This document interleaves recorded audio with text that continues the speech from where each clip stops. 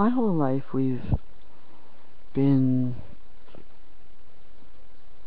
told, well, we're kind of constantly being, not explicitly told, but constantly we are exposed every day to this notion that's just sort of a presumed notion, a presumption, that, or an assumption that we're supposed to live our lives according to. And every once in a while it's stated explicitly when people start talking about progress and the need for progress. And if you say something, if you're against some kind of new development of things, somebody's going to come along and say, oh, what are you, against progress? You crazy person, against progress? Now, what exactly does this mean, this progress? For the most part, it often becomes a simplistic sort of attachment to the idea that our society is going to continue to invent and develop and create more and more bigger and more powerful and more noisy machines. That's the notion of progress that seems to be implied. Most of the time somebody says, ooh, what are you, against progress?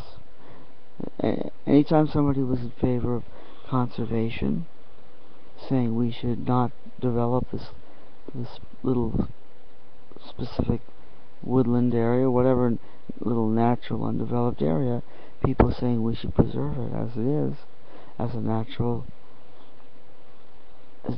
acreage here, so where the nature can continue to live, instead of paving everything and pave paradise, put up a parking lot. I fucking kind of always fucking hated Joni Mitchell. That stupid fucking laugh. Put up a parking lot. A big yellow taxi came to take away my old man now. Yeah. Don't it always mean to go that you don't know what you got till he's gone? You pay paradise, put up a parking lot. Fucking giggling like fucking Goldie Hawn. Someone else I could never fucking stand. Anyhow, that notion did stick in our minds as kids around the age of 8, 9, 10, 11. When we hear, at least I heard that song, and it struck a chord. This notion that we're paving over nature, that we're turning the whole world into just a fucking parking lot. And if you actually add it up, don't even count the streets, just the parking lots themselves, just the places around buildings that are paved over for cars to park on. If you actually added them all together and got the actual number of square miles of this surface of this planet that actually is paved as parking lots, you'd be amazed. And there's what number of countries in this world that are smaller than this one unified parking lot. If you put all the parking lots in the world together, you come up with a parking lot that was bigger than a certain number of countries. I don't know exactly how big. Not bigger than the United States, but quite likely bigger than some states, possibly more than one state of the United States. Just on the surface, the paved surface of parking lots on the planet. And that's not even counting the paved road surfaces. Must be astounding, the percentage of the surface of this planet that have been paved. And where do they get the fucking materials to pave asphalt? gravel? Where do all these fucking materials come from that are covering the surface of the planet? Anyhow, how did I get into this? About Joni Mitchell and progress. Yeah, so the notion of progress. This was the kind of the notion of progress that the whole fucking planet had to be paved in the eyes of certain people, and that anybody saying that any specific plot of land ought to be left unpaved, undeveloped, was labeled as a kook and an enemy of progress. So what really do people mean by progress? Tell you what I mean by progress. Progress to me means improvement. Basically, that's what it comes down to. To progress. To be able to improve. To develop in a way that is an improvement. And that's the basic problem with this whole argument. People talking about progress and what are you? You against progress? You some kind of whatever word people would use, reactionary, you're against progress. Depends what you mean by progress. In my mind, progress means a development which is an improvement over what was there before it was invented.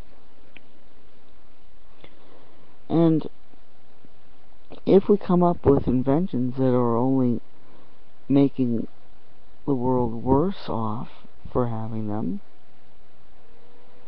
for instance, the combustion engine. Pretty much the combustion engine, in spite of everything that it's done for us, has dumped so much pollution in our atmosphere. And it's hard to think that the combustion engine ultimately has done more good than harm. It seems the combustion engine has done a lot more harm than good for us, in spite of all the conveniences it's provided us. And particularly because of the conveniences is what makes people defiantly resistant to the idea of having to give up these conveniences. And if you say, well, you know, it's doing more harm than good, we'd be better off giving this stuff up, then these people turn around and say, what are you, against progress? No, I'm for progress, and progress to me means an improvement, and we should have the capacity to compare how things were to how things are, to how things are headed, how things are headed to being, and have a sense of priorities so that we can determine what is an improvement and what is not an improvement. If we live in a world where it's too polluted to breathe the air or to drink the water, no matter what conveniences that you think you've got as a benefit, the harm has to outweigh. If you can't breathe and you can't drink water, the harm has got to far outweigh the positive. And so it's not an improvement to me, and so it's not progress, it's something else. I'm going to describe things that I think are progress. I think the development of solar power and wind power for free electricity, free non-polluting electricity, that's progress, because pollution's a bad thing, and being able to solve pollution is a good thing, and an improvement, and progress.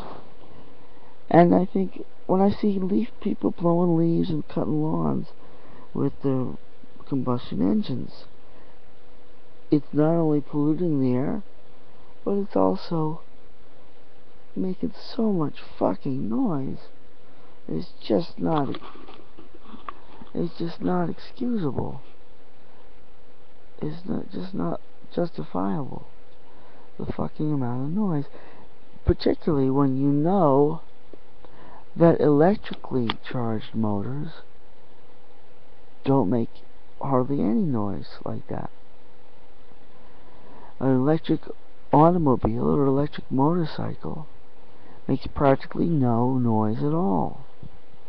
No engine noise like you're used to from a combustion gas engine. The electric engines they're practically silent. And they run on electricity without polluting, sending toxic fumes into the immediate air around them. And if you can charge those engines with batteries that store energy that was produced through a solar generator or wind generator, that to me is progress. That to me is improvement. That to me is a way of overcoming the problems of pollution by stopping the production of pollution, by stopping polluting technologies, converting to non-polluting technologies. That to me is progress. And finding a way to get the same job done without making all this fucking insane amounts of decibel levels of noise. That to me is progress. And when we get to the point where people are using electrical motors that are fueled by non-polluting solar and wind power, at that point I will have no objection to people using power lawnmowers or even leaf blowers if they feel the fucking need. Although even if they're non-polluting and quiet, I still think leaf blowers are fucking insane. Just insane fucking unnecessary piece of machinery, basically sold for the purpose of being satisfied and so thrilled with our ability to develop new machineries. It's ridiculous. There's no fucking real reason 99.9% of the time why people shouldn't just be able to pick up a fucking rake to do the same job that they do with a leaf blower. There are some certain exceptions when a leaf blower could be actually exceptionally useful, like blowing a whole pile of dust out of a corner or something like that, but it's pretty rare. Even then, you could use a fucking broom to sweep up the dust. So that's my attitudes on the whole notion of progress.